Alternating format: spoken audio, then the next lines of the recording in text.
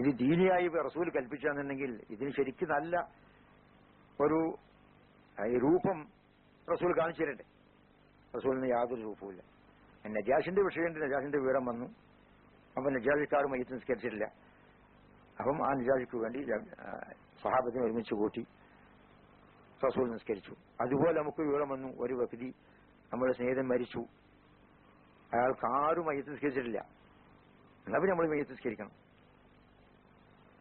പിന്നെ വാപ്പയോ ഉമ്മയോ മരിച്ചാൽ മയ്യത്ത് നിസ്കാരം കൊണ്ട് സാധിക്കപ്പെടുന്ന പ്രാർത്ഥനയാണ്, മരിച്ചവന് വേണ്ടി പ്രാർത്ഥന. അത് നമുക്ക് എപ്പോഴും ചെയ്യാം. അപ്പൊ നമ്മളിൽ നിന്ന് ഓരോരുത്തരും ബാപ്പാക്ക് വേണ്ടിയിട്ട് എപ്പോഴും പ്രാർത്ഥിക്കില്ലേ?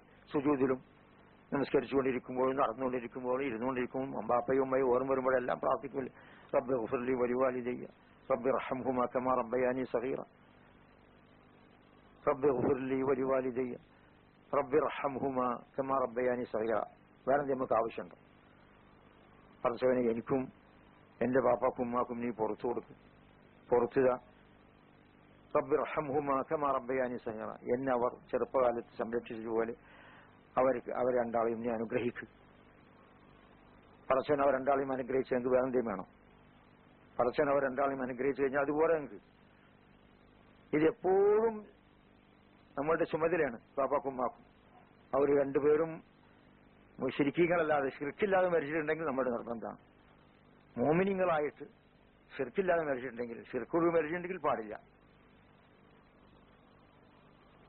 അത് ഭയങ്കര ശിക്ഷയായിരിക്കും. ബാപ്പയോ ഉമ്മയോ ഷിർക്കോട് കൂടി മരിച്ചാണെന്നുണ്ടെങ്കിൽ അവർക്ക് പുറത്തിനും തേടാൻ പാടില്ല, അവർക്ക് റഹ്മത്തിനും തേടാൻ പാടില്ല. അതാ പടച്ചവൻ റസൂലിനോട് കൽപ്പിച്ചത്. നിങ്ങളുടെയും ബാപ്പാന്റെയും മാനക്കാട്ടൊക്കെ വലിയ സ്ഥാനം ഉണ്ടാകേണ്ട ഉമ്മയും ബാപ്പയും അള്ളാഹുവിന്റെ റസൂൽ ബാപ്പയും അല്ലേ? റസൂലുള്ളാഹി സ്വല്ലല്ലാഹു അലൈഹി വസല്ലം റസൂലിന്റെ ഉമ്മയെ സംബന്ധിച്ച് സഹീഹ് ബുഖാരിയിലും സഹീഹ് മുസ്ലിമിലും ഒക്കെ വന്ന ഹദീസാണ്. ഇസ്തഅദൻതു റബ്ബി അൻ അസൂറ ഖബ്റ ഉമ്മി ഫഅദിന ലി വസ്തഅദൻതുഹു അൻ അസ്തഗ്ഫിറ ലഹാ ഫലം യഅദൻ ലി. റസൂലുള്ളാഹി സ്വല്ലല്ലാഹു അലൈഹി വസല്ലം പറയാണ്, ഞാൻ എന്റെ റബ്ബിനോട് സമ്മതം ചോദിച്ചു എന്റെ ഉമ്മാന്റെ ഖബറൊന്ന് പോയി കാണാൻ സമ്മതിക്കണം. അവ എനിക്ക് സമ്മതം തന്നു. ഉമ്മാന്റെ ഖബർ കാണാൻ സമ്മതം തന്നു, ഖബർ അടക്കപ്പെട്ട സ്ഥലം കാണാൻ. വസ്തഅദൻതുഹു അൻ അസ്തഗ്ഫിറ ലഹാ ഫലം യഅദൻ ലി. ഞാൻ റബ്ബിനോട് സമ്മതം ചോദിച്ചു എന്റെ ഉമ്മാക്ക് ഒന്ന് പൊറുക്കലിനെ തേടാൻ, അനുവദിച്ചില്ല അടച്ചോണം. ഇതാരാ? അള്ളാന്റെ അഷ്റഫുൽ ഖൽഖിന്റെ അമ്മ. അപ്പൊ നമ്മളമ്മയും ബാപ്പയും ഒക്കെ, അപ്പൊ ഉമ്മയോ ബാപ്പയോ ഷിർക്കോട് കൂടി മരിച്ചിട്ടുണ്ടെങ്കിൽ ആ വ്യക്തിക്ക് പുറത്തിനെ തരാൻ പാടില്ല. ഏതുപോലെ ഞാൻ നേരത്തെ പറഞ്ഞ പോലെ ഒരു മുശ്രിക്ക് അല്ലാത്ത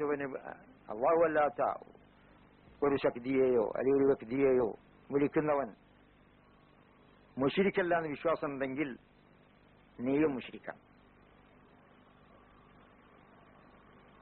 നീയും മുശ്രിക്കാം. എന്താണ് ഇസ്ലാം ദീൻ മനസ്സിലായിട്ടില്ല. എന്താണ് ഇസ്ലാം ദീൻ മനസ്സിലായിട്ടില്ല. മൊയ്തീൻ ഷേഖെ കാക്കണേ, അല്ലെങ്കിൽ ബദരീങ്ങളെ കാക്കണേ, അല്ലെങ്കിൽ മുബോർസങ്ങളെ കാക്കണേ, ഇവൻ മുസ്ലിം അല്ല. മുസ്ലിം അല്ല എന്ന് നീ വിശ്വസിച്ചില്ലെങ്കിൽ നീ മുസ്ലിം അല്ല.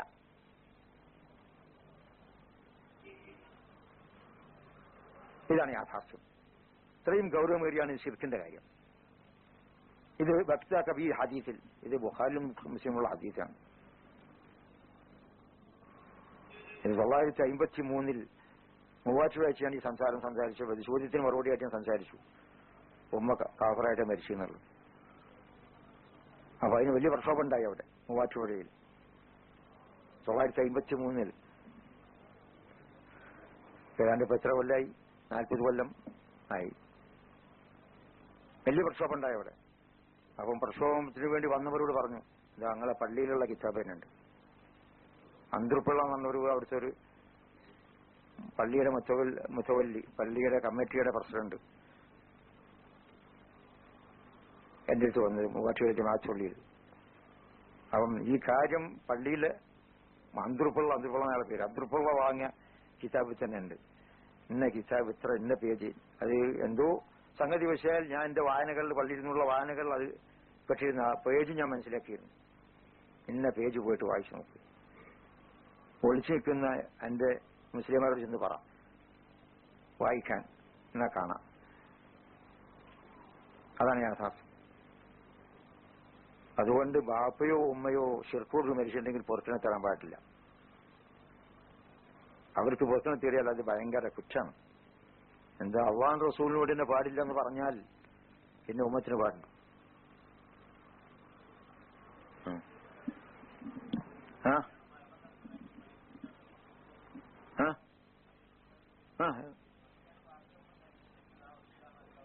അത് കേൾക്കാൻ പാടില്ല. മക്കൾക്ക് പാടില്ല. മക്കളാവട്ടെ, ഭാര്യയാവട്ടെ, ഉമ്മ ആവട്ടെ, ബാപ്പയാവട്ടെ, മയ്യത്ത് സ്വീകരിക്കാൻ പാടില്ല ഷിർക്കോട് മരിച്ചാന്നുണ്ടെങ്കിൽ. അതാണ് ഇസ്ലാം ദീൻ. അപ്പോഴാണ് ഇസ്ലാം ദീൻ വളരുക. ഇസ്ലാം ദീന്റെ ഇജ്ജത്ത് ലോകത്തുണ്ടാവില്ല. അപ്പോഴാണ് എന്താണ് ഇസ്ലാം ദീൻ? അള്ളാഹുവിനെ മാത്രം ആരാധിക്കാന്നുള്ള. അള്ളാഹു അല്ലാത്തവനെ വിളിക്കുന്നവൻ മുസ്ലിമല്ല.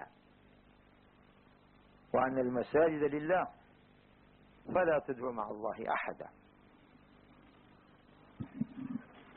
ഈ മയ്യത്ത് നമസ്കാരത്തിലായാലും പെരുന്നാൾ നമസ്കാരത്തിലായാലും ഓരോ തക്ബീറിനും ഈ കൈ ഉയർത്തി കെട്ടണോ, അതോ ആദ്യം തന്നെ കൈ ഉയർത്തിയതിന് ശേഷം കെട്ടിയതിന് ശേഷം പിന്നെ തക്ബീർ മാത്രം ചൊല്ലിയാൽ മതിയോ?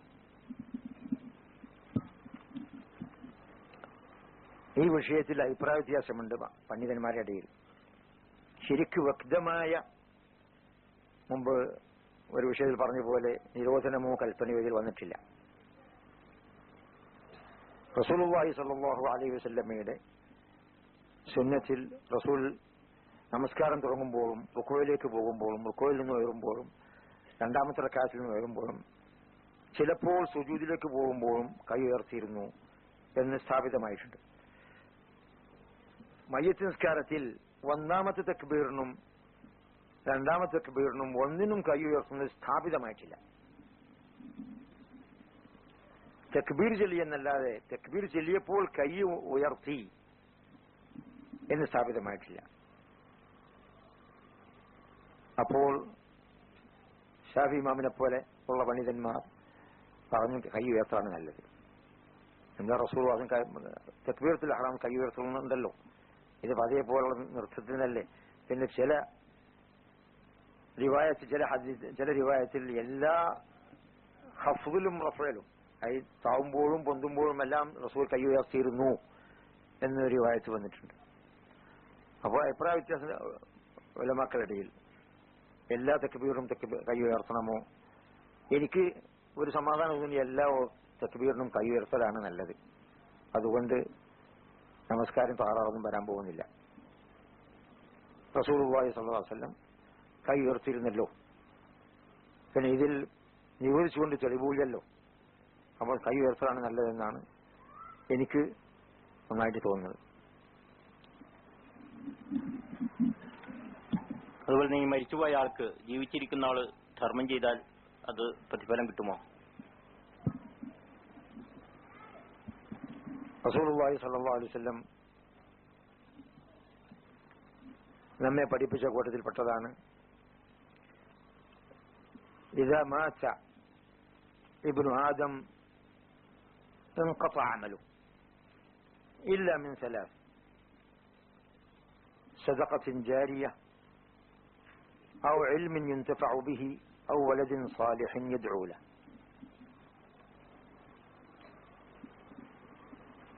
ആ വ്യക്തി സദഖ ചെയ്തു, ആ സദഖ തുറന്നു പോകുന്ന നിലനിൽക്കുന്ന സദഖയായിരുന്നാൽ ആ സദഖയുടെ സവാബ്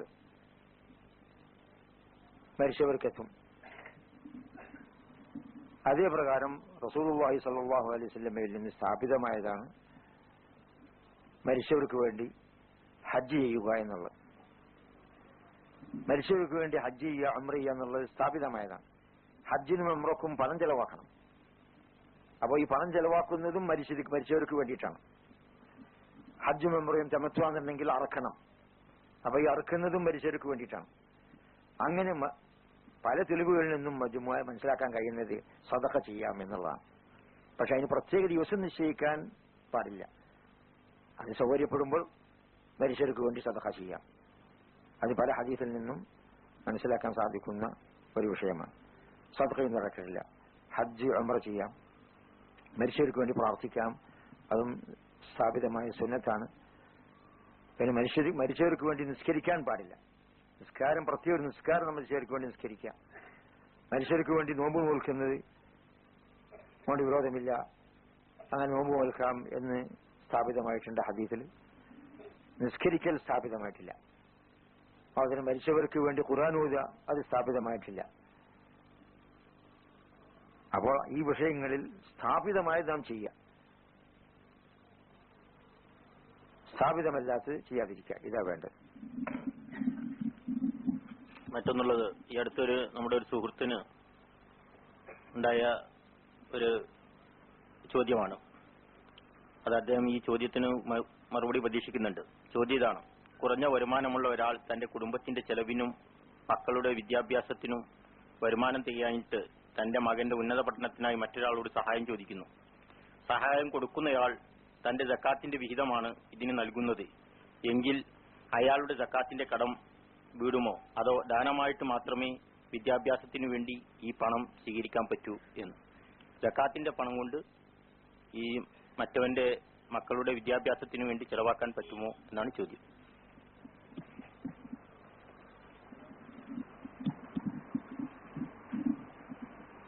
ഈ വിദ്യാഭ്യാസം അള്ളാഹുവിന്റെ കലിമത്ത് ഉയർത്താനുള്ള വിദ്യാഭ്യാസമാണെന്നുണ്ടെങ്കിൽ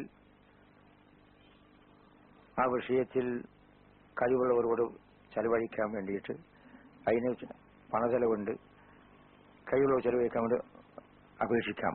മെഡിക്കൽ വിദ്യാഭ്യാസമോ അല്ലെങ്കിൽ എഞ്ചിനീയറിംഗ് വിദ്യാഭ്യാസമോ ആണ്. ഇതിനൊന്നും സഹായം ആർജിക്കാൻ പാടില്ല.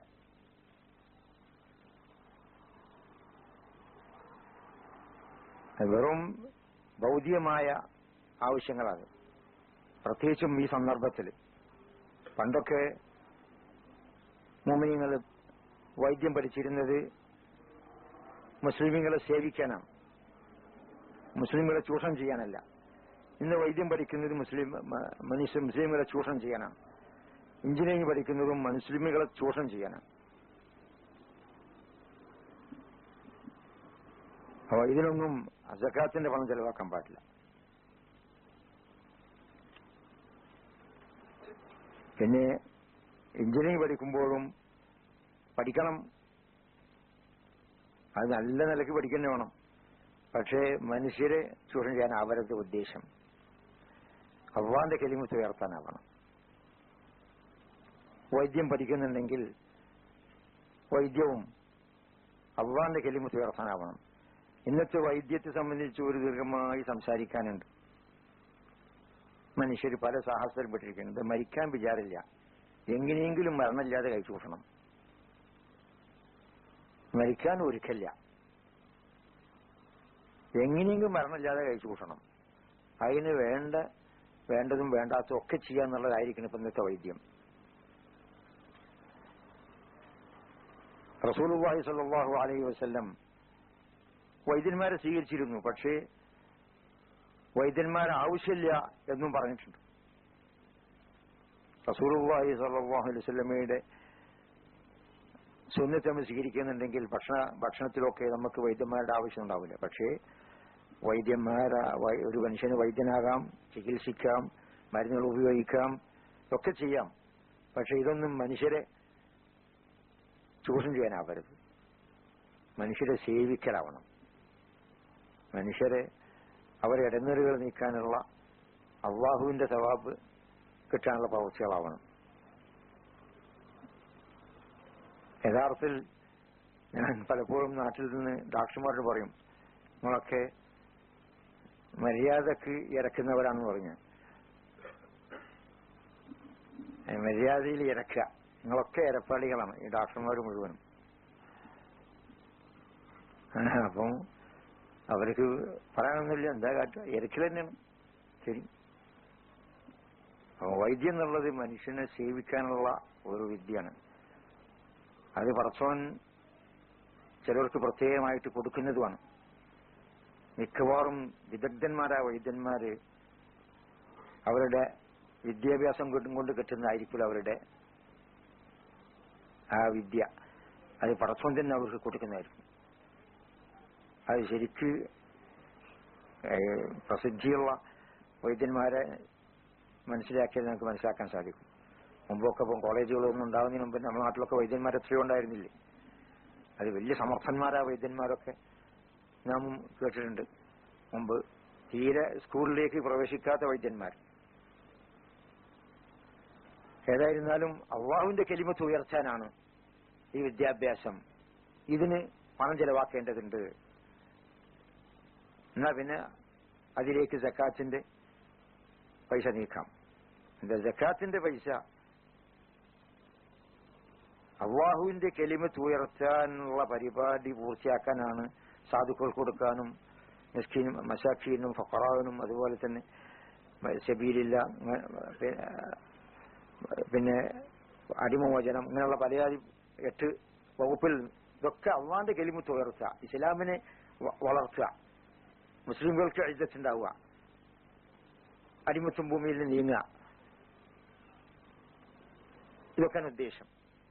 ഇതൊക്കെയാണ് ഉദ്ദേശിക്കുന്നുണ്ടെങ്കിൽ തറക്കട്ടില്ല. വിദ്യാഭ്യാസം വെറും വയറ് പൂരണത്തിന് വേണ്ടിയിട്ട്, വെറും ഭൗതിക ആവശ്യങ്ങൾക്കാണെന്നുണ്ടെങ്കിൽ അതിന് സക്കാത്ത് ഉപയോഗിക്കാൻ പാടില്ല. വേറെ വല്ല പണവും ഉപയോഗിച്ചു.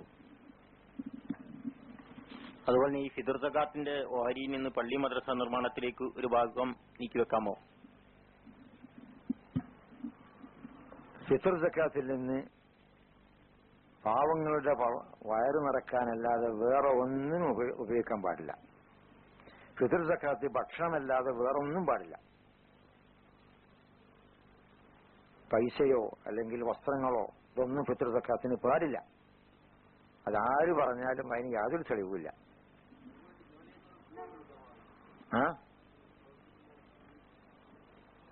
ഫിത്ർ സക്കാത്തിന് കൊടുക്കാൻ പാടില്ല. അതിന്റെ പുറത്തുനിന്ന് കൊടുക്കണം. അയാളുടെ പട്ടിണി തീർക്കാൻ വേണ്ടിയിട്ട് അതിന് കൊടുക്കുമ്പോൾ അയാളുടെ കൂലിയല്ല, അയാളുടെ കൂലി വേറെ കൊടുക്കണം. അത് സക്കാത്താണ്, ഫിത്ർ സക്കാത്തല്ല. അത് സക്കാത്തുൽ മാലാണ്, ഫിത്ർ സക്കാത്തല്ല. ഫിത്ർ സക്കാത്തിന്റെ പ്രത്യേകത ഉണ്ട്, അതിന് പ്രത്യേകം ടൈമുണ്ട്. ഫിത്ർ സക്കാത്ത് ശവ്വാലിന്റെ ഹിലാല് കാണുന്നതിന് മുമ്പാകാൻ പാടില്ല. നമസ്കാരം കഴിഞ്ഞ ശേഷം പാടില്ല. പെരുന്നാൾ നമസ്കാരം കഴിയുന്നതിന് മുമ്പായിട്ട് തന്നെ ഫിത്ർ സക്കാത്ത് എല്ലായിടത്തും എത്തിക്കോണം. പെരുന്നാൾ നമസ്കാരം കഴിഞ്ഞ് പിന്നെ ഫിത്റില്ല. ശവ്വാൽ മാസം കാണുന്നതിന് മുമ്പായിട്ട് ഫിത്റില്ല. ചിലരങ്ങനെ ചെയ്യുന്നുണ്ടെങ്കിൽ അതിന് തെളിവില്ല. റസൂലുള്ളാഹി സ്വല്ലല്ലാഹു അലൈഹി വസല്ലം കൽപ്പിച്ചിട്ടുള്ളത് ശവ്വാൽ മാസം പറഞ്ഞാൽ പൊട്ടിച്ചന്ദ്രൻ കണ്ടാൽ നമസ്കാരത്തിന് മുമ്പായിട്ട് അപ്പൊ കൊടുത്തു തീർത്തോണം. നമസ്കാരമായിട്ടും കൊടുത്തിട്ടില്ല എന്നാ ഫിത്ർ സക്കാത്ത് സമയം പോയി, ഫിത്റില്ല. പിന്നെ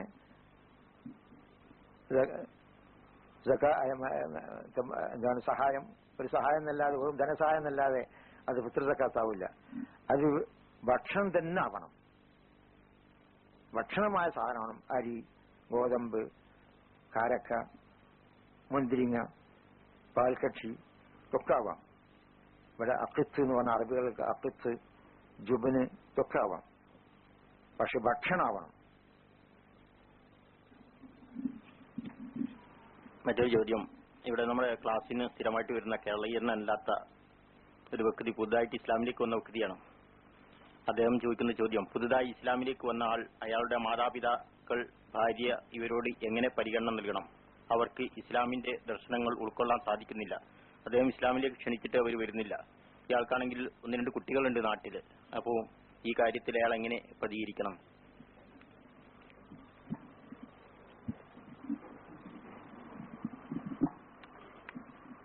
ഒരു വ്യക്തി മുസ്ലിമായാൽ അയാളുടെ അപ്പയും ഉമ്മയും ഭാര്യയും മക്കളും മുസ്ലിമായിട്ടില്ല. ബാപ്പയെയും ഉമ്മയെയും ശരിക്ക് സംരക്ഷിക്കുന്നേ വേണം. മക്കൾ പ്രായപൂർത്തിയെത്തവരാകണമെങ്കിൽ അവരെയും സംരക്ഷിക്കണം നിർബന്ധമായിട്ട്. ബാപ്പയെയും ഉമ്മയെയും സംരക്ഷിക്കണം. മക്കൾ പ്രായപൂർത്തിയായിട്ടില്ലെങ്കിൽ അവരെയും ശരിക്ക് സംരക്ഷിക്കണം. ഭാര്യ മുസ്ലിമാണ് നിൽക്കുന്നുണ്ടെങ്കിൽ ഭാര്യയുമായിട്ട് പിരിയണം, ഭാര്യയെ തലാഖ് ചെല്ലണം. മക്കളെ സംരക്ഷിക്കുന്നത് ഇപ്പോൾ ഭാര്യയാണ്, അയാൾ വിദേശത്തുമാണ്. അപ്പോൾ മക്കള് വളരുന്നത് ഹിന്ദുവായിട്ടാണ്. അത് അയാളെ കഴിവനുസരിച്ച്, കഴിവിനപ്പുറം പടച്ചവൻ ആരെയും നിർബന്ധിക്കുന്നില്ല. കഴിവനുസരിച്ച് മക്കളെ സംരക്ഷിക്കാനുള്ള പരിപാടികൾ ഇടണം. അത് ശ്രമിച്ചുകൊണ്ടേയിരിക്കണം. അതിന് പടച്ചവനോട് പ്രാർത്ഥിച്ചുകൊണ്ടേയിരിക്കണം. ഭാര്യയാണ് സംരക്ഷിക്കുന്നത്. ഭാര്യക്ക് ഈ സംരക്ഷിക്കുന്നതിന് പ്രതിഫലമായിട്ട് ഭാര്യക്ക് കൊടുക്കാം. പിന്നെ എപ്പോഴും സൗകര്യം, സന്ദർഭം കിട്ടുമ്പോഴെല്ലാം അവരെ ഇസ്ലാമിലേക്ക് ക്ഷണിച്ചുകൊണ്ടേയിരിക്കണം. അത് നമ്മളുടെ എല്ലാവരുടെയും ചുമതലയാണ്. ജീവിതം മുഴുവനും ഇസ്ലാമിലേക്കുള്ള ക്ഷണമാണ് നമ്മളുടെ ജീവിതം എന്നാണ് പടച്ചവൻ പ്രഖ്യാപിക്കുന്നത്. നാം മുസ്ലിമായി കഴിഞ്ഞാൽ പിന്നെ നമ്മൾക്ക് ജീവിതത്തിന്റെ ഓരോ നിമിഷത്തിലും ഇസ്ലാമിലേക്ക് വിളിക്കലല്ലാതെ വേറെ ജോലിയില്ല എന്നാ പടച്ചവൻ പറയുന്നത്.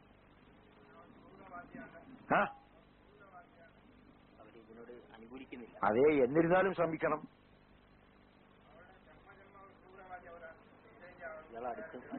വീട്ടിലേക്ക് അടുപ്പിക്കുന്നില്ല, അങ്ങോട്ട് അടുപ്പിക്കുന്നില്ല പാപ്പയും ഉമ്മയൊന്നും.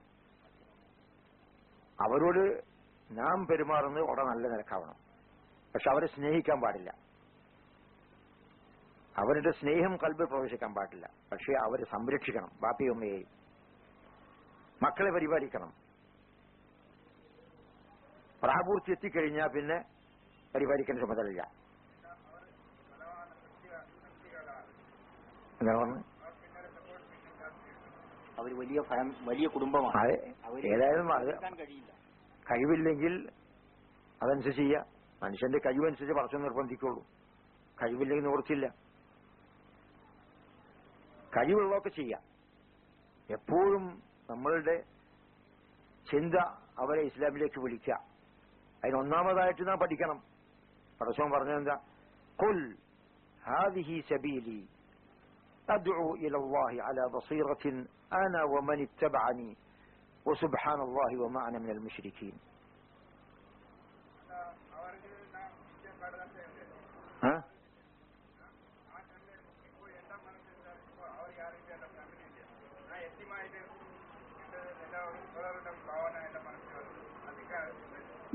എന്താ പറഞ്ഞു?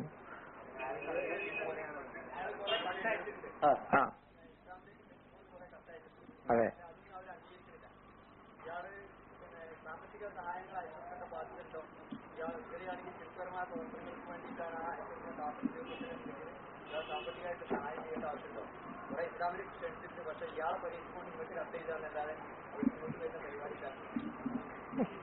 പിതാവിനും മാതാവിനും ബാപ്പാക്കും ഉമ്മക്കും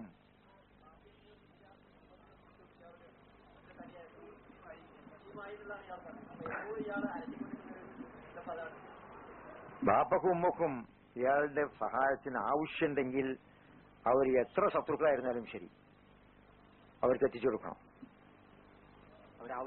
നിങ്ങളുടെ പണത്തിന് ആവശ്യമില്ല എന്ന് എഴുതിയാലോ? ആവശ്യമില്ല എന്ന് പിന്നെ അയക്കേണ്ട ആവശ്യമില്ല. എന്നിരുന്നാലും അവർക്ക് ഇടയ്ക്കിടയ്ക്ക് കത്തെഴുതിക്കൊണ്ടിരിക്കണം. പിന്നെ അവരുടെ ജീവിതത്തെയും ഇസ്ലാം ദീനെ ശരിക്കും മനസ്സിലാക്കി കൊടുക്കുക. അത് നാം ഇസ്ലാം ദീനെല്ലാം പഠിക്കേണ്ടതുണ്ട്. ഈ നിലക്ക് പല പല വ്യക്തികളുണ്ടാവും. നിങ്ങളെ പോലെ തന്നെ ഒരിക്കൽ എന്റെ അടുത്ത് മദീനത്തുണ്ടായിരുന്ന ഒരു പുതു മുസ്ലിം ഹിന്ദു ആയിരുന്നു ആദ്യം.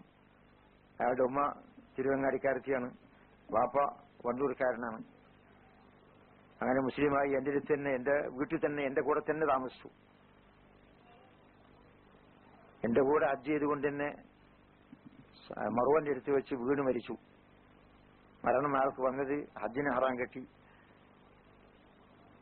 3 ഷൗത്ത് കഴിഞ്ഞ് ഷായില് 3ാമത്തെ ഷൗത്തിൽ മറുവന്റെ മുമ്പ് വെച്ചാണ് അയാൾ മരിച്ചത്. അദ്ദേഹത്തിന്റെ ഭാര്യയും മുശ്രിക്കത്താണ്. സഹോദരങ്ങളൊക്കെ ഹിന്ദുക്കളാണ്. ഒരു മകളുണ്ട്, മകളും പിന്നെ അമ്മാവന്മാര് ഇവരൊക്കെ ഹിന്ദുക്കൾ തന്നെ. ഇവർക്കൊക്കെ കത്തെഴുതി. അത് ഞാൻ തന്നെ വാചകങ്ങൾ പറഞ്ഞു കൊടുത്തുകൊണ്ട് കത്തുകൾ എഴുതി. അവരാരും മുസ്ലിമായില്ല. അയാളുടെ ചുമതല ആളെന്ന് പ്രവർത്തിച്ചു. മകൾക്കും ഭാര്യക്കും അമ്മമാർക്കും സഹോദരന്മാർക്കും ഒക്കെ കത്തെഴുതി. അതുപോലെ നിങ്ങൾ കത്തെഴുതിക്കൊണ്ടിരിക്കുക. കത്തിൽ വളരെ നിങ്ങളുടെ നിഷ്കളങ്കതയും നിങ്ങൾ അവരോടുള്ള സ്നേഹവും ഒക്കെ അവര് കാണണം. പക്ഷെ നിങ്ങൾ അവർ കാഫിര്യങ്ങളെ സ്നേഹിക്കാൻ പാടില്ല. പാപ്പയാവട്ടെ ഉമ്മ ആവട്ടെ. ഒരു മുശ്രിക്കിന് എന്നോടുള്ള സ്നേഹം കൽബിലുണ്ടാകാൻ പാടില്ല. പക്ഷെ അവരോട് നല്ല നിലയ്ക്ക് പെരുമാറണം. അവര് ഇങ്ങോട്ട് യുദ്ധം ചെയ്യുന്നുണ്ടെങ്കിൽ അപ്പോഴവർ അങ്ങോട്ട് യുദ്ധം ചെയ്യണം. അല്ല, ഇങ്ങോട്ട് യുദ്ധം ചെയ്യുന്നില്ല, വെറുപ്പുകളൊക്കെ കാണിക്കുക. അത് വെറുപ്പ് അത് സ്വാഭാവികമാണ്. ഞാൻ വിശ്വസിക്കുന്നതിൽ വിശ്വസിക്കാത്തവന് എന്നോട് വെറുപ്പുണ്ടാകുന്നുള്ളത് സ്വാഭാവികമാണ്. പക്ഷെ അവര് ആക്രമിക്കുന്നില്ല എന്നുണ്ടെങ്കിൽ ബാപ്പയും ഉമ്മയും എപ്പോഴും തൃപ്തിപ്പെടുത്തിക്കൊണ്ടിരിക്കണം. കഴിയുന്ന സഹായങ്ങൾ അവർക്ക് എത്തിച്ചുകൊണ്ടിരിക്കുക. അവർ വേണ്ടാന്ന് പറഞ്ഞാലും എത്തിക്കലാണ് നല്ലത്. അതാ പരസ്പരം പറഞ്ഞത്, വൈൻ ജാഹദാക അല അൻ തുശ്രിക ബി മാ ലൈസ ലക ബി ഇൽം ഫലാ തുതിഉഹുമാ വസാഹിബ്ഹുമാ ഫിദ് ദുനിയ മഅറൂഫ എന്ന പരസ്പരം പറഞ്ഞു. ബാപ്പയോടും ഉമ്മയോടും ദുനിയാവിൽ വളരെ നന്നായിട്ട് പെരുമാറണം, വളരെ മര്യാദയിൽ പെരുമാറണം. ഇങ്ങോട്ട് ചീത്ത പറഞ്ഞാൽ മറുപടിക്ക് ചീത്ത പറയാൻ പാടില്ല. ഇങ്ങോട്ട് ഒച്ചപ്പെട്ടാൽ അങ്ങോട്ട് ശബ്ദം ഉയർത്താൻ പാടില്ല. പാപ്പാണ്ട് ഉമ്മാടൊന്നും ശബ്ദം ഉയർത്താൻ പാടില്ല. ഇമ്മ യബ്ലുഗന്ന ഇൻദക അൽ-കിബറ അഹദുഹുമാ ഔ കിലാഹുമാ ഫലാ തഖുൽ ലഹുമാ ഉഫ്ഫിൻ വലാ തൻഹർഹുമാ. ബാപ്പയോടും ഉമ്മയോടും ഒച്ചയിട്ട് സംസാരിക്കാൻ പാടില്ല. അവരോട് തകർത്ത് സംസാരിക്കാൻ പാടില്ല. നല്ല മഹിമയോടുകൂടിയും താഴ്മയോടുകൂടിയും അവരെ ഉപദേശിക്കാം. അവരെ സ്നേഹിക്കാൻ പാടില്ല.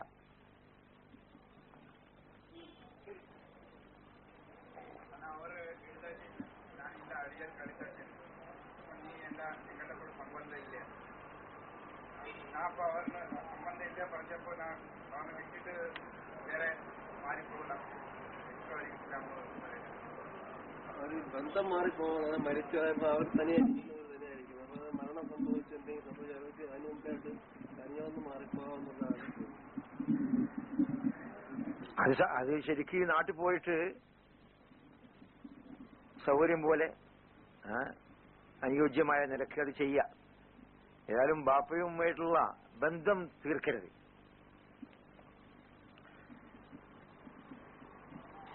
അവരോടുള്ള സ്നേഹം അവർക്ക് വ്യക്തമാകണം. പക്ഷെ നമ്മളുടെ കൽബിൽ സ്നേഹം ഉണ്ടാകാൻ പാടില്ല. ഇവൻ ഗുണകാംക്ഷിയാണ്, നമ്മളുടെ ഗുണകാംക്ഷിയാണ്, നമ്മളുടെ നന്മ ഇവന്റെ ആഗ്രഹം എന്നൊക്കെ അവർക്ക് വ്യക്തമാകണം.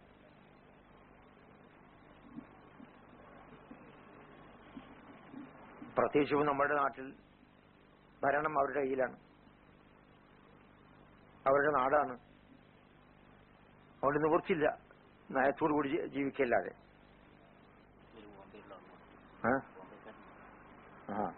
മലയാളം എങ്ങനെ പഠിച്ചു?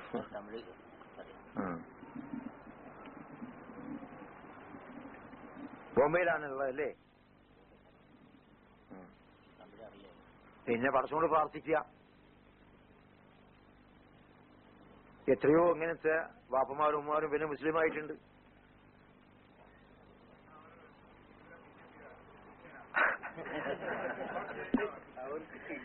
എന്താവട്ടെ, BJP ആവട്ടെ, ശിവസേന ആവട്ടെ,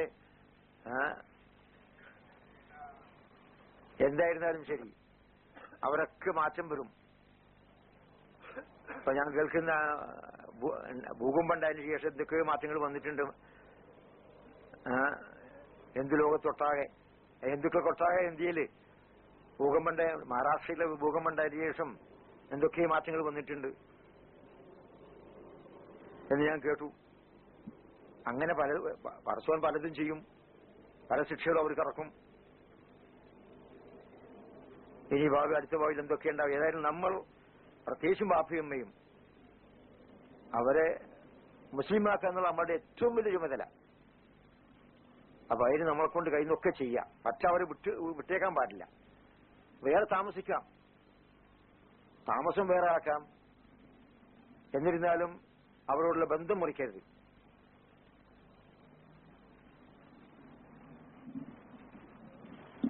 ഈ നരച്ച മുടിയും താടിയുമൊക്കെ അത് കറുപ്പിക്കുന്നതിനെ പറ്റി എന്ത് വിധി എന്താ? കറുപ്പിച്ചാൽ ഉളു ശരിയാവുമോ എന്ന് പലരും ചോദിച്ചായി കാണുന്നുണ്ട്. നിരച്ച താടിയും മുടിയും നിരയോടുകൂടി നിർത്താൻ പാടില്ല. ഇതാണ് ഇസ്ലാം ദീൻ.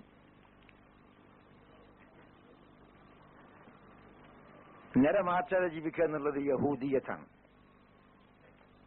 ഇസ്ലാം ദീനല്ല. റസൂലുള്ളാഹി സ്വല്ലല്ലാഹു അലൈഹി വസല്ലം പറഞ്ഞു, ഗയ്യിറു ശൈബ വലാ തശബ്ബഹു ബിൽ യഹൂദ് എന്ന് റസൂൽ പറഞ്ഞു. നിര മാറ്റണം, യഹൂദികളെ പോലെ ആകരുത്. اختضبوا فإن اليهود والنصارى لا يختضبون. നിറം മാറ്റുക, യഹൂദികളും നസ്രാണികളും നിറം മാറ്റൂല. താടിക്ക് മാത്രമല്ല, താടിക്കും മുടിക്കും ഒക്കെ റസൂലുള്ളാഹി സ്വല്ലല്ലാഹു അലൈഹി വസല്ലം എനിക്ക് അധികം തര ഉണ്ടായിരുന്നില്ല. എന്നിട്ടും ഉള്ള മുടികൾ ഏതാണ്ട് 10-20ഓളം മുടി നിറച്ചിട്ടുണ്ടായിരുന്നതാണ് ചില റിവായത്തുകളിൽ. എന്നിട്ടും റസൂലുള്ളാഹി സ്വല്ലല്ലാഹു അലൈഹി വസല്ലം നിറം മാറ്റിയിരുന്നു, മുടിക്കും താടിക്കും. സഹാബികളിൽ നിന്ന് അതിൽ കറുപ്പുകൊണ്ട് നിറം മാറ്റിയിരുന്ന എത്രയോ സഹാബികളുണ്ട്. അതിൽ ഹസനും ഹുസൈനും അബ്ദുല്ലാഹി ഇബ്നു അംർ ഇവരൊക്കെ പെടും. കറുപ്പ് കൊണ്ട് തന്നെ മാറ്റിയിരുന്നത്. കറുപ്പൊന്നുകൊണ്ട് മാറ്റുന്നതുകൊണ്ട് താറാറൊന്നുമില്ല, ഹദീസില്ല. ഹദീസില്ല, സഹിഹ ഹദീസില്ല. ഒരു ഹദീസുണ്ട്, അബൂബക്കർ സിദ്ദീഖിന്റെ ബാപ്പ അബൂ ഖുഹാഫനെ കൊണ്ടുവന്നപ്പോഴേ മുബര താടിയും മുടിയും വെള്ള നൂല് പോലെ പച്ച വെളുത്തിരിക്കുന്നു. അപ്പൊ റസൂൽ പറഞ്ഞു, ഈ വെള്ളം മാറ്റണം, ഈ നിറം മാറ്റിയിട്ട്, പക്ഷെ കറുപ്പ് വേണ്ട. എന്താ കറുപ്പ് ഈ വയസ്സിന് പറ്റൂല, ആ വയസ്സിനെ കറുപ്പാക്കിയിരുന്നാൽ അയാളെ നോക്കാൻ കഴിയില്ല. എന്താ മുഖമൊക്കെ ചുളിഞ്ഞ് നടക്കാൻ തന്നെ ഏച്ചിയെ കൊണ്ടുവന്നിരിക്കുന്നത്, ചുമന്നു കൊണ്ടുവന്നിരിക്കുകയാണ്. ആ സമയത്ത് ആ മുടി കറുപ്പാക്കിയാൽ അത് വഷളാണ്. അപ്പൊ കറുപ്പ് പാടില്ലാന്ന് റസൂൽ പറഞ്ഞിട്ടില്ല.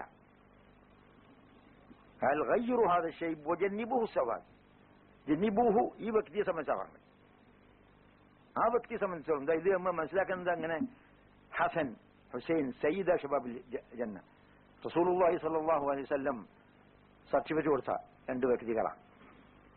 സ്വർഗത്തിലെ യുവാക്കളുടെ നേതാക്കളാണ് ഹസൻ ഹുസൈൻ. ഇവർ രണ്ടാളും കറുപ്പ് ഉപയോഗിച്ചിരുന്നു. സ്വർഗത്തിലെ രണ്ട് യുവാക്കളുടെ രണ്ട് നേതാക്കൾ കറുപ്പ് ഉപയോഗിച്ചിരുന്നു. അതുകൊണ്ട് തരക്കടില്ല. പക്ഷേ കറുപ്പ് ഉപയോഗിക്കുന്നത് കള്ളത്തരത്തിനാവരുത്, കളവ് പറയാനാവരുത്.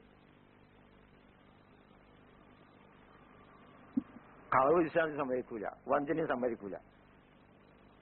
അങ്ങനെയുള്ള ഉദ്ദേശമൊന്നുമില്ല, നിങ്ങൾ നടക്കട്ടില്ല.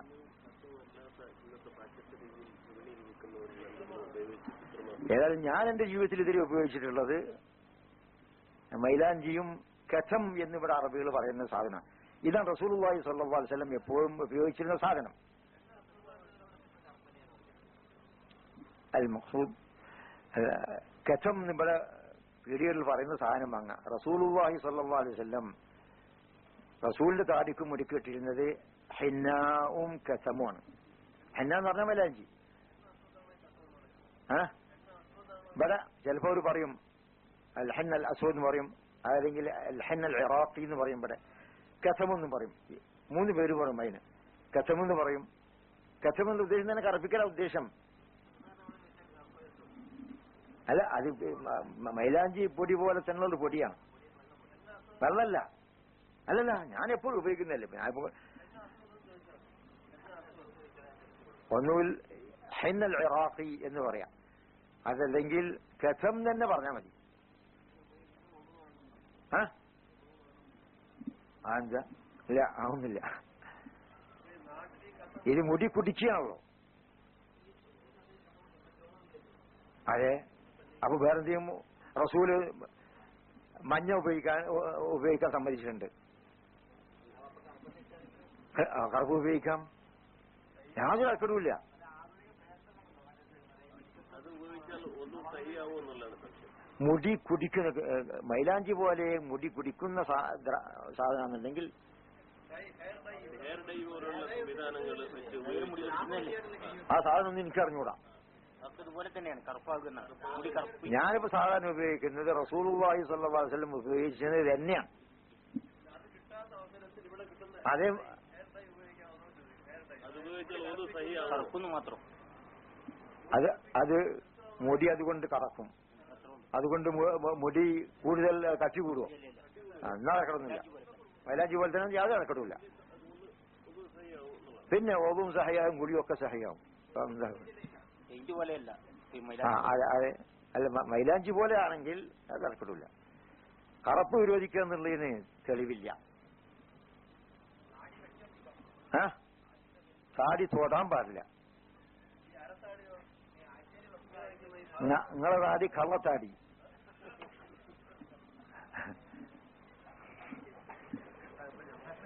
ചിലപ്പോൾ താടി വെട്ടുന്നവനായിരിക്കും താടി വെടുക്കുന്നതിനേക്കാളും വലിയ കള്ളൻ.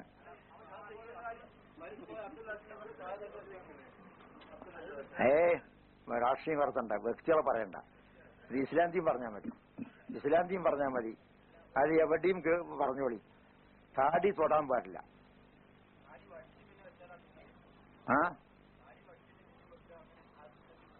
ഞങ്ങൾ പരിപാടിയില്ല. അത് പുതിയ ദീനാണ്. അങ്ങനെ പരിപാടിയിട്ടുള്ള അത് പുതിയ ദീനാണ്. ഇസ്ലാം ദീൻ എന്ന് പറഞ്ഞാൽ താടി തൊടാൻ പാടില്ല. അതാണ് ഇസ്ലാം ദീൻ. എന്താ പറച്ചു അനക്ക് മാത്രം ഒന്ന് പെണ്ണിന് കൊടുത്തില്ല. എന്താ ഇത് പറച്ചവന്റെ ഒരു വേണ്ടാത്തരല്ലത്. പെണ്ണിന് താടി കൊടുത്തില്ല, പുരുഷന് മാത്രം കൊടുത്തു. എന്താ ഇതിന്റെ പരിപാടി? അപ്പൊ ഞാൻ പുരുഷനാണെന്ന് സമ്മതിക്കാൻ ഒരു കല്യാണം പറയല്ലേ? പറച്ചോടുള്ള യുദ്ധമാണ് താടി പഠിക്കാനാണ്.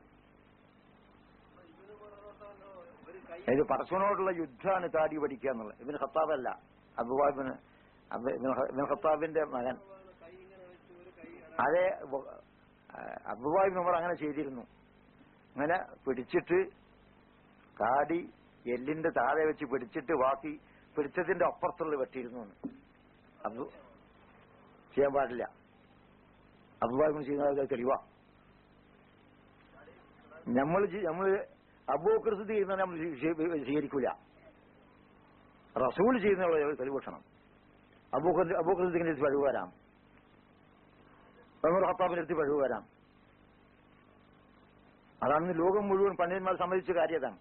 അപ്പൊ നമ്മളിപ്പം തെമച്ചു അഫ്ദലാണെന്ന് പറഞ്ഞാൽ അബൂബക്കർ സിദ്ദീഖും ഉമർ ഖത്താബും ഉസ്മാൻ അഫ്ഫാനൊക്കെ എതിരാണ്.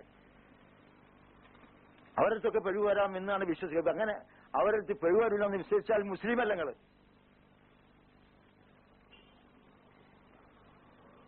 ഇത് മനുഷ്യന്റെ അടുത്ത് പഴുവ് വരൂല എന്നൊരു ഒരു വ്യക്തിക്ക് പഴുവ് വരൂല എന്ന് വിശ്വസിച്ചാൽ നിങ്ങൾ മുസ്ലിം അല്ല, നിങ്ങൾ മുശ്രിക്കാണ്.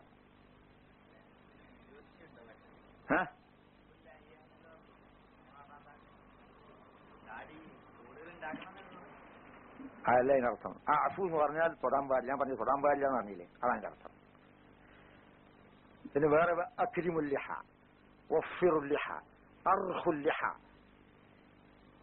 ഔഫുല്ലിഹ, വഅഫുല്ലിഹ.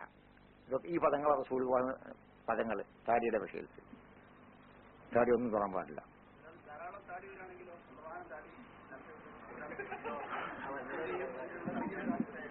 അതെ, അതെ, പടച്ചോന്റെ പരീക്ഷണം. ഈ ജീവിതം മുഴുവൻ പരീക്ഷണമല്ലേ? നിന്നെ പുരുഷനാക്കിയതിന്റെ പരീക്ഷണമല്ലേ? ചിലപ്പോൾ ചില ആണുങ്ങൾക്കൊന്നും പെണ്ണാണെങ്കിൽ എത്ര സുഖമായിരുന്നു, എനിക്ക് ആവശ്യമുള്ളതൊക്കെ ഓൻ കൊണ്ടു തരും. ഇത് എത്ര ഇടങ്ങാറാവണം ആണായതുകൊണ്ട്. അതുപോലെ തന്നെ പെണ്ണുങ്ങൾ വിചാരിച്ചാൽ ആണാവണമെന്ന് വിചാരിച്ച് പറ്റുമോ? ഒക്കെ പരീക്ഷണമാണ്. ജീവിതമൊട്ടാകെ പരീക്ഷണം.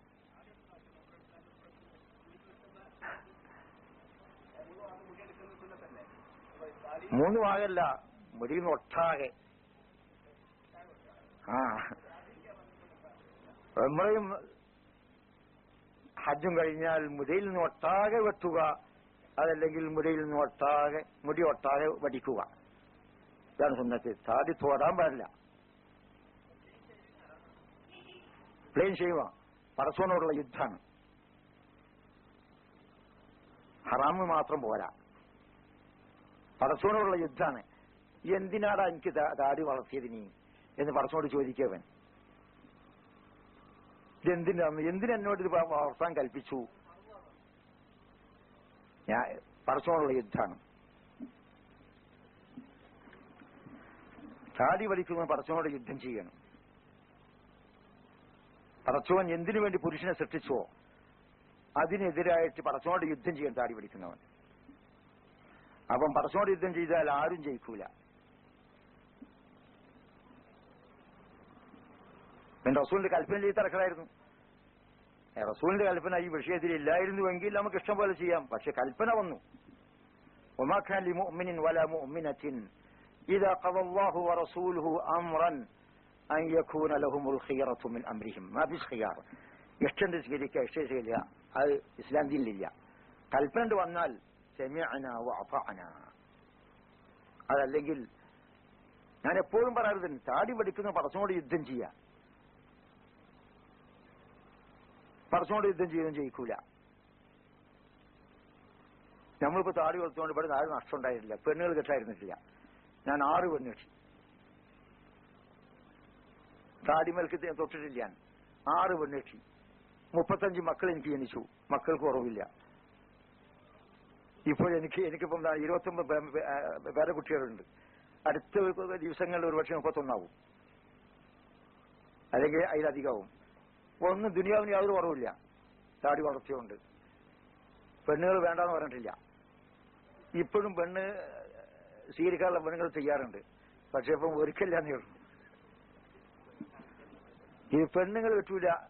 താടി വളർത്തിയാൽ ഇന്നൊരു ഇവർക്ക് വിശ്വാസം ഉണ്ടാവും. അല്ലെങ്കിൽ ആളുകൾ പരിഹസിക്കും. ഏതായിരുന്നാലും ഇതിലൊരു സതുദ്ദേശമില്ല. ഒരു നന്മ ഉദ്ദേശമുണ്ട്. മുഅ്മിൻ, ഒരു സത്യവിശ്വാസി, അവന്റെ എല്ലാ പരിപാടികളും നന്മ ഉദ്ദേശിച്ചുകൊണ്ടായിരിക്കണം എന്ന് മാത്രമല്ല, ഒരു മുഅ്മിനാകുന്നത് അവന്റെ ഓരോ പ്രവൃത്തിയും മാതൃകായോഗ്യമായ പ്രവൃത്തിയാവണം. അപ്പോഴേ മുഅ്മിനാവുള്ളൂ. ഞാൻ എന്ത് പ്രവർത്തിക്കുന്നു, ഞാൻ പ്രവർത്തിക്കുന്നതിൽ മാതൃകായോഗ്യനാവണം. എനിക്ക് ഇഷ്ടമനുസരിച്ച് വെക്കാനല്ല, ഞാൻ ഈ പ്രവർത്തിക്കുന്നതിൽ എന്നെ ലോകം മുഴുവൻ അനുകരിക്കാൻ ഉതകുന്ന രൂപമാകണം. താടി വളർത്തുന്നതാണ് നല്ലതെന്നുള്ളത് ഏത് ബുദ്ധിക്കും മനസ്സിലാക്കാൻ സാധിക്കും. അപ്പൊ ഞാനൊരു ഉദാഹരണം പറയാം.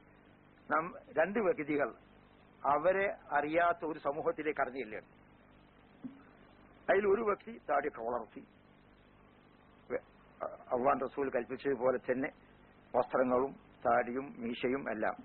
മറ്റൊരു വ്യക്തി താടിയൊക്കെ വടിച്ച് മീശയും വടിച്ച് വേണ്ട പോലെ അവന്റെ ഒഴുക്കിനൊഴുകിക്കൊണ്ട് പോകുന്ന വ്യക്തിയും. ഈ 2 വ്യക്തികൾ ഇപ്പൊ യഹൂദികളാണ് ഇവർ ചെല്ലുന്ന വ്യക്തികൾ, അല്ലെങ്കിൽ നസ്രാണികളാണ്, അല്ലെങ്കിൽ തനിച്ച നിരീശ്വരവാദികളാണ്. ഈ 2 വ്യക്തികൾ സമൂഹത്തിലേക്ക് ചെന്ന് കടന്നു ചെന്നാൽ